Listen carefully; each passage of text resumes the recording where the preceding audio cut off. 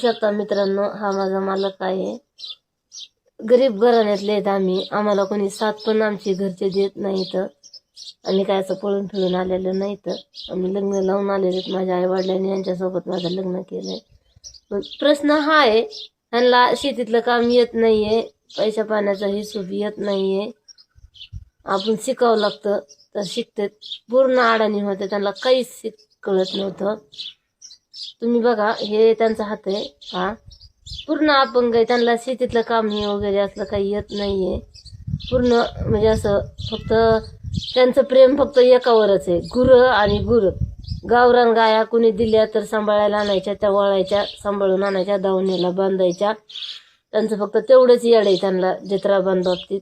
कुणी दिले की आणायचं, पण ते ऐकू द्यायचं नाही, घरीच सांभाळायचं. त्यांचं एवढंच म्हणणं आहे. आणि त्यांचं असं म्हणणं आहे की खटकाला कुणी द्यायचं नाही. कापायला जत्रा मरायला लागलेलं किंवा जलमल्याला अंतुल्या असं काही द्यायचं नाही.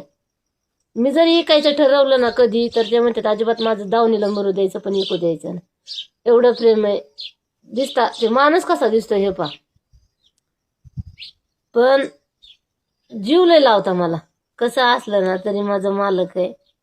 कसं असो, चांगल्याचा तर कुणी देवा परपंचा करतं, याड्याचा करून दावावा, याच्यात धानच लागते बाई. आजकाल खाया पियाला जरी मिळालं, नुसती रीलवर एखाद्याने मेसेज केली, मी तुला एवढे पैसे देईन तेवढे देईन, त्याच्यात काय असं, मी तुला लय देईन, माझ्यासोबत ये, लेकरं सोडून बाया जाता. मग त्यापेक्षा चांगल्याचा कुणी करतं महिलांनो. येड्याचा परपंच करून दावा, येड्याचा परपंच करायला त्याला हिंमत लागते.